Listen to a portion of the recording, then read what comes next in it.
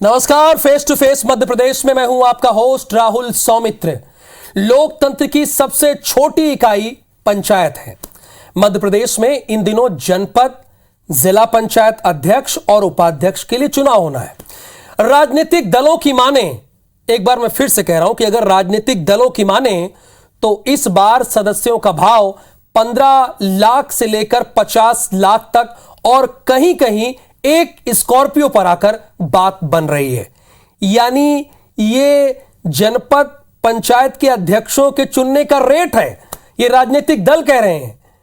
यही नहीं, भाव तय होने के बाद उनके भाव बढ़ ना जाएं, इसलिए सदस्यों को छुट्टी पर भेज दिया गया है। अलग अलग जगहों पर, किसी को तीर्थ स्थल पर भेज दिया गया है, किसी को होटल में भेज दिया गया है, किसी को गोवा भेज दिया गया है। यानी एमपी में सदस्यों की खुलेआम बाड़ेबंदी हो रही है। दोनों दल एक दूसरे पर आरोप लगाकर खुद के पाक साफ होने की दुहाई भी दे रहे हैं। तो ऐसे में सवाल है कि क्या पैसे के दम पर जिला पंचायत अध्यक्ष, उपाध्यक्ष चुने जाएंगे? इस बयान में कितनी सच्चाई है जानेंगे। बीजेपी के उमेश शर्मा जी से थोड़ी देर में हमारे साथ होंगे। उमेश शर्मा जी से और कांग्रेस के जितेंद्र जी से, दोनों लोगों से इस बारे में जानेंगे कि आप दोनों द्वारा जो ये बताया जा रहा है कि 15 लाख से 50 लाख तक के भाव हैं, इसमें कितनी सच्चाई है, क्या लोकतंत्र में ये जायज है? एक रिपोर्ट दिखाएंगे, उसके बाद बहस करते हैं। तो मध्य प्रदेश में 52 जिला पंचायतों और 313 जनपद पंचायतों के अध्यक्ष पद का चुनाव होना है। चुनाव को लेकर सियासी सरगर्मी तेज है। बीजेपी और कांग्रेस की कोशिश है कि ज्यादा से ज्यादा जिला और जनपदों में अपनी सरकार बनाई जाए। कांग्रेस का दावा है कि प्रदेश की 52 जिला पंचायतों में 875 सदस्य हैं। औपचारिक तौर पर 386 सदस्य कांग्रेस के समर्थित जीते हैं, जबकि 100 के आसपास ऐसे सदस्य जीते हैं जो ना बीजेपी से जुड़े हैं और ना कांग्रेस से। ऐसे सदस्यों को अपने पाले में लाने के लिए तगड़ी बाड़ेबंदी चल रही है। इस बीच कांग्रेस ने आरोप लगाया है कि बीजेपी जिला जनपद पंचायत सदस्यों की हॉर्स ट्रेडिंग कर रही है। अलग अलग शहरों में 80 लाख से लेकर 15 लाख और एक स्कॉर्पियो के ऑफर दिए जा रहे हैं। राष्ट्रपति का चुनाव हो, चाहे पार्षद का हो, चाहे एमएलए का हो, एमएलए खरीदने का हो, महाराष्ट्र हो, मध्य प्रदेश हो, ये प्रजातंत्र को पैसे से खरीदने के उसमें है। लोकमत को पैसे से खरीदने की पूरी इनकी जुगाड़ चल रही है। हालांकि बीजेपी कांग्रेस के इन आरोपों को सिरे से खारिज कर रही है। बीजेपी ने पलटवार किया कि कांग्रेस में ही खोट है। कभी ईवीएम तो कभी प्रशासन के दुरुपयोग को, कभी खरीद फरोख्त के बेहुदा आरोप लगाते हैं। शायद कांग्रेस बहुत पुरातन समय से ये मानती रही है, या कांग्रेस का ये प्रचलन रहा है कि राजनीति में सब कुछ बिकाऊ है। उनको शायद टिकाऊ में भरोसा है ही नहीं, वो सबको बिकाऊ मानते। सियासी आरोप प्रत्यारोप से इतर बीजेपी कांग्रेस ने तो जीते हुए सदस्यों को चुनावी तारीख पर आने तक के लिए धार्मिक पर्यटन पर भेज दिया है। कोई शिरडी, मथुरा, वृंदावन की धार्मिक यात्रा कर रहा है, तो कोई गोवा में समुद्र किनारे लहरें गिन रहा है। कांग्रेस ने अपने सदस्यों की बाड़ेबंदी के लिए प्रभारी नियुक्त कर दिया है। पूर्व मंत्री मुकेश नायक को जबलपुर और महेंद्र जोशी को इंदौर के चुनाव की जिम्मेदारी सौंपी गई है। गैर दलीय आधार पर होने वाले इस चुनाव के लिए बीजेपी कांग्रेस ने पूरा जोर लगा दिया है। दोनों दल इस बात को भली भांति जानते हैं कि 2023 के विधानसभा चुनाव जीतने के लिए गांवों और कस्बों में आज सरकार बनाना बेहद जरूरी है। जो भी हो, लेकिन इस वक्त जिला पंचायत, जनपद पंचायत के सदस्यों की चांदी है। नवीन कुमार सिंह, IBC 24, भोपाल। में कितनी सच्चाई है? दोनों मेहमान हमारे साथ जुड़े हुए हैं, जितेंद्र मिश्रा जी और उमेश शर्मा जी। दोनों जरा पूछते हैं। उमेश जी, यहां तो बाकायदे सदस्यों के भाव तय हो गए हैं कि 15 लाख से 50 लाख तक बताए जा रहे हैं उनके भाव। इतने में आप आ जाइए, हमारे जिला पंचायत अध्यक्ष को बना दीजिए। इसमें कितनी सच्चाई है?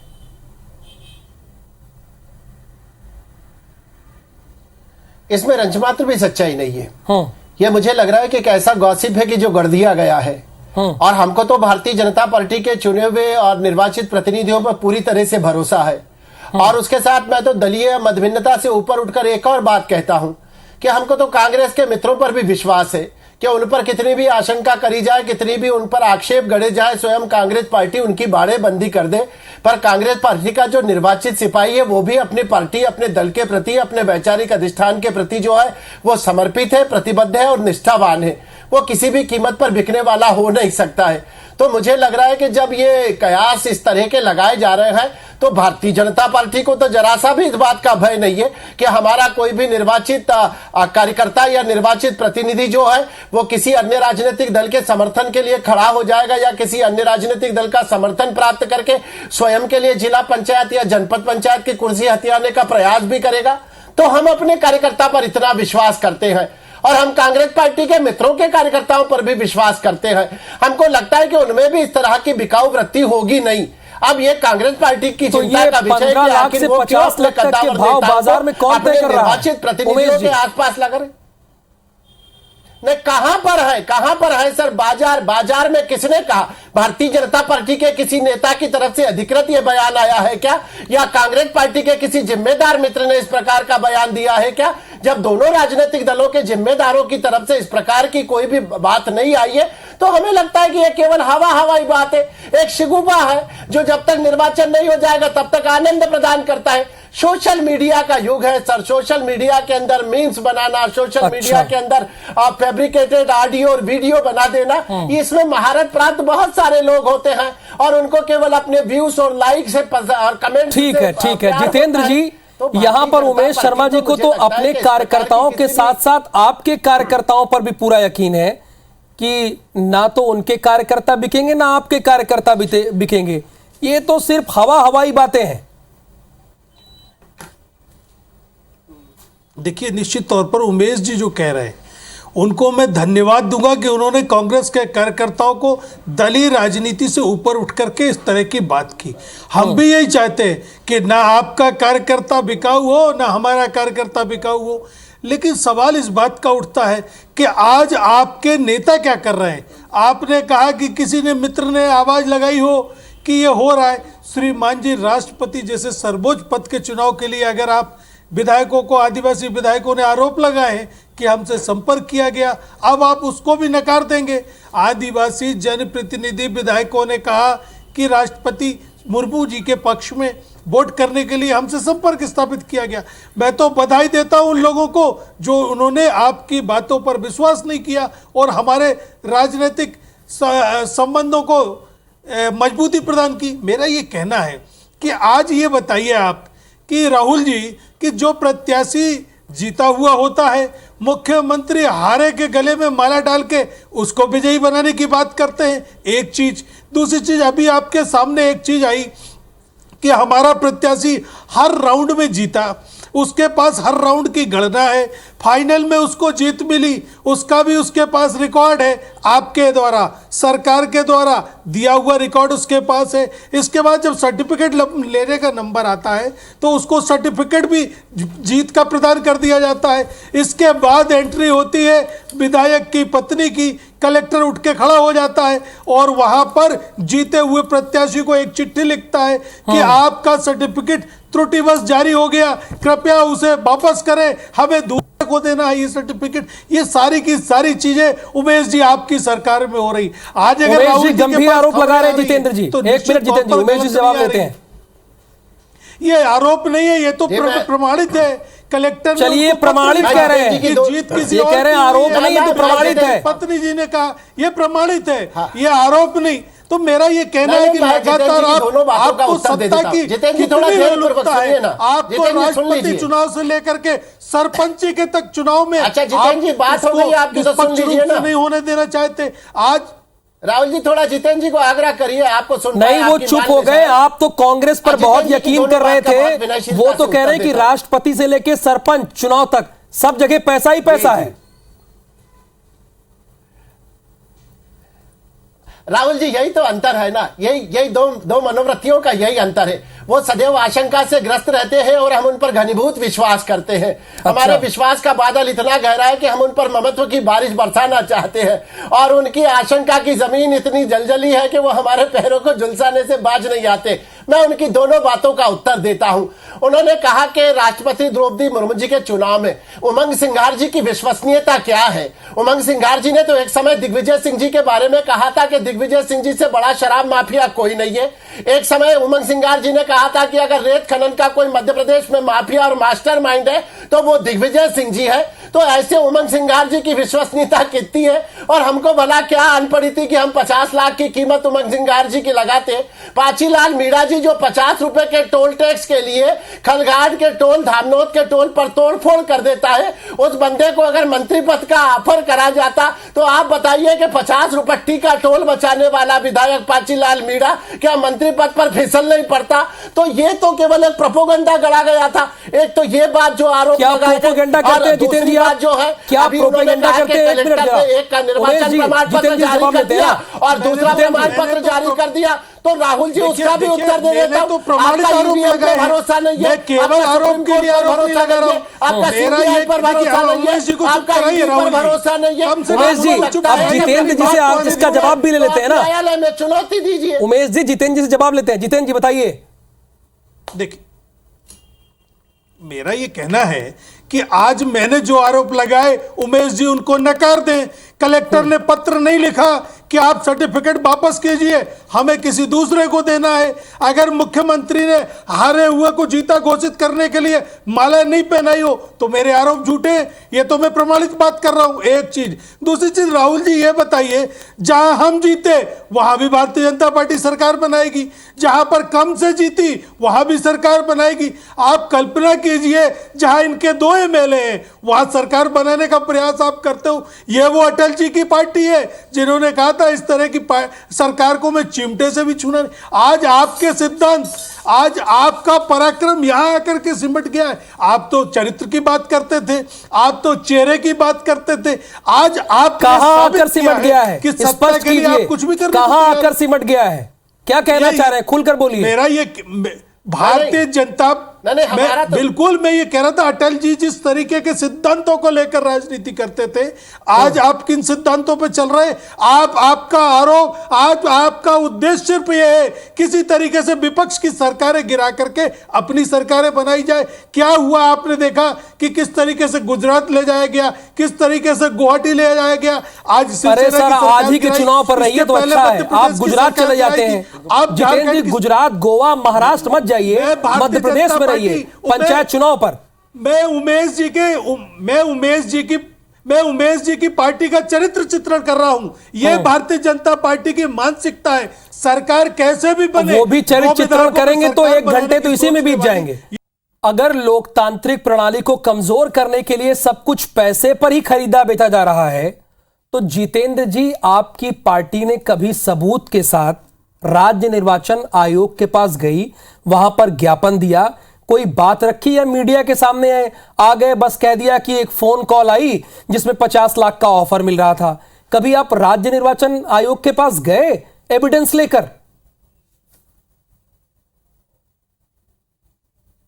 देखिए राहुल जी, सबसे पहली चीज तो आप दमोह चुनाव पर नजर डालेंगे तो दमोह चुनाव में एक नोटों से भरी गाड़ी हमने थाने में खड़ी कराई थी और उसमें यह भी चिन्हित हुआ था कि मंत्री जी के लगे हुए लोग और मंत्री जी के स्टाफ के लोग थे। ये सारी चीजें स्पष्ट हो गई। इसके बाद भी अगर कहीं आपको लगता है कि हम पेश नहीं कर रहे, या हम सबूत पेश नहीं कर रहे हैं, तो आपका अपना विवेक हो सकता है। हमने तो दमोह में गाड़ी आपके सामने, कि आप राज्य निर्वाचन आयोग गए कि नहीं गए? सर, थाने की बात छोड़िए, आपको जब इतनी कंप्लेन है कि सब कुछ पैसे से ही खरीदा जा रहा है तो आप राज्य निर्वाचन आयोग के पास ज्ञापन लेकर गए? लगातार राहुल जी, हमारा प्रतिनिधि मंडल लगातार राज्य निर्वाचन आयोग से मिला है और उनको इन शिकायतों की जानकारी दी है। ये जो मैंने अभी उदाहरण दिया था कि विधायक की पत्नी ने सर्टिफिकेट बदलवाने के लिए दबाव डाला, उसकी भी हमने चुनाव आयोग को शिकायत की है। नोटों से भरी हुई गाड़ी तो आपके चैनल ने भी दिखाई थी थाने में खड़ी हुई। इससे ज्यादा क्या सबूत की आवश्यकता है? 386 सीटों पर कांग्रेस के लोग जीते, 360 सीटों पर भारतीय जनता पार्टी के लोग जीते। इसके बाद भी अगर कहीं कोई शंका है तो जितेंद्र जी के सवालों का जवाब एक पर जितेंद्र जी, उमेश जी दे रहे हैं। राहुल जी, बिल्कुल निश्चित रूप से एक प्रश्न का सिलसिलेवार जवाब दे देता हूं। एक तो मैं पूछना चाहता हूं कि उमंग सिंगार जी से भारतीय जनता पार्टी के किस नेता की बात हुई थी? अगर उनकी टेलीफोन पर बात हुई थी तो क्या उन्होंने वो टेलीफोन की ऑडियो रिकॉर्डिंग प्रस्तुत करी? अगर उनसे कोई 1-to-1 उनके बंगले जाकर मिला था या भारतीय जनता पार्टी के किसी नेता से वे किसी अन्य स्थान पर मिले थे, इस बात का कोई प्रमाण उन्होंने प्रस्तुत करा है? पाचीलाल मीणा के पास भारतीय जनता पार्टी के किस नेता का फोन गया था या पाचीलाल मीणा जी से भारतीय जनता पार्टी के किस नेता का वार्तालाप हुआ था कि आप क्या बिकने को तैयार है? हमने तो सार्वजनिक रूप से आह्वान करा था। हमने कहा था कि जनजाति वर्ग की एक महिला जो है पहली बार महामहिम राष्ट्रपति बनने जा रही है। सभी राजनीतिक दलों के मित्रों से हमने सदाशयता के साथ सहयोग मांगा था। अब सदाशयता के साथ हमारे मांगे हुए सहयोग को आप खरीदी बेची से जोड़ेंगे तो इस बात का तो मुझे लग रहा है कि परमेश्वर के पास भी कोई इलाज नहीं है। तो ये बात। दूसरा जो जितेंद्र जी सिलसिलेवार गिना रहे हैं कि 2 विधायकों में हम सरकार बना लेते, सरकार बनने के कारण राहुल जी बहुत भिन्न होते। अभी जिला पंचायत जनपद पे भी इस प्रकार के उलटफेर संभव है तो वो किस आधार पर होंगे? जो चुना हुआ प्रतिनिधि कांग्रेस का है उसको लगेगा कि उसको अपने क्षेत्र का विकास कराना है तो उसको लगेगा कि भारतीय जनता पार्टी की सरकार है, इसके साथ जुड़कर हो सकता है तो संभवतः इस कारण हमारे पास आ जाएगा। उसको यह लगता होगा कि मेरे क्षेत्र के विकास के लिए मेरे को सत्तारूढ़ दल के साथ जाकर शामिल हो जाना चाहिए ताकि मेरे क्षेत्र का सर्वांगीण विकास हो। इस भावना के वशीभूत होकर वो आ जाएगा तो इसका मतलब ये थोड़ी है कि वो बिकाऊ है। और अगर कांग्रेस पार्टी के मित्रों को लगता है कि भारतीय जनता पार्टी उसको खरीद रही है तो आखिर अपने कार्यकर्ता का आप पालन पोषण इतना कमजोर करते कैसे हैं कि वो बाजार में बिकने के लिए आ जाता है? क्या उसका नेता के प्रति इतनी जल्दी मोहभंग हो जाता है? क्या कांग्रेस पार्टी की नीति के प्रति उसका मोहभंग हो जाता है? आखिर आप बिकने के लिए बाजार में खड़े क्यों हो जाते हैं? बीजेपी के प्रवक्ता आरोप लगा रहे हैं आप पर, क्यों खड़े हो जाते हैं? कहां गई निष्ठा आपकी पार्टी की? देखिए राहुल जी, मेरा ये कहना है देखिए राहुल जी, मेरा ये कहना है कि आपके आरोप को उमेश शर्मा जी ने प्रमाणित कर दिया कि अगर कोई आ रहा है तो वो निष्ठा बदल के आ रहा है। आपने जो आरोप लगाए थे वो सारे के सारे प्रमाणित होते दिख रहे हैं कि उमेश जी बता रहे हैं कि किस तरीके से जीता कांग्रेस का व्यक्ति, लेकिन अगर भारतीय जनता पार्टी में आ रहा है तो देखिए, मैं इस तरह की राजनीति को प्रश्रय देना भारतीय जनता पार्टी की स्वभाव बन गया है। मेरा ये कहना है खाली प्राचीलाल मीणा की बात नहीं है, खाली उमंग सिंगार की बात नहीं है। कम से कम योगेंद्र सिंह बाबा ने आरोप लगाया, आप उनके घर गए, उनके साथ आपने बच रहे हैं जितेंद्र जी, क्या बताना चाह रहे थे? आप विधायकों के नाम कह रहे हैं कि इनकी बात नहीं है, उन्हीं के आधार पर आप कल तक बात कह रहे थे, आप कह रहे हैं उनकी बात नहीं है। उन्हीं के आधार पर कल आरोप लगा रहे थे और इस डिबेट में कह रहे हैं उनकी बात नहीं है। नहीं, ये कैसे माना जाए कि खाली कल उन्हीं के बयान के आधार पर आप डंके की चोट पर आरोप लगा रहे थे? हाँ राहुल जी, मैं ये कह रहा हूं खाली उमंग सिंगार और प्राचीलाल मीणा की बात नहीं है। ऐसे अनेक विधायक हैं जिनसे भारतीय जनता पार्टी ने संपर्क किया। योगेंद्र सिंह बाबा के साथ फोटो खिंचवाई आपने ये बताना चाहा कि हमारा आदिवासी विधायक आपके साथ दिग्विजय सिंह जी से भी कर लिया था क्या? हकीकत यह है कि संक्षेप में सर 20 सेकंड है हमारे पास। उमेश जी जवाब इसका 20 सेकंड, सिर्फ 20 सेकंड अंतिम के। उमेश जी आप जवाब दीजिए, आप जांच कराइए, हम सारे के सारे नाम। अरे भारतीय जनता पार्टी को छोड़िए, कांग्रेस पार्टी के 19 विधायकों ने पाला बदला है। 19 विधायकों ने क्रॉस वोटिंग करा जीते। तो ये अगर खरीद फरोख्त हो रही है तो ये बंद होनी चाहिए, क्योंकि लोकतांत्रिक प्रणाली पर ये एक हमला है। बहुत धन्यवाद उमेश जी, समय का अभाव है वरना और बहस करते। जितेंद्र जी आपका भी बहुत बहुत धन्यवाद, नमस्कार।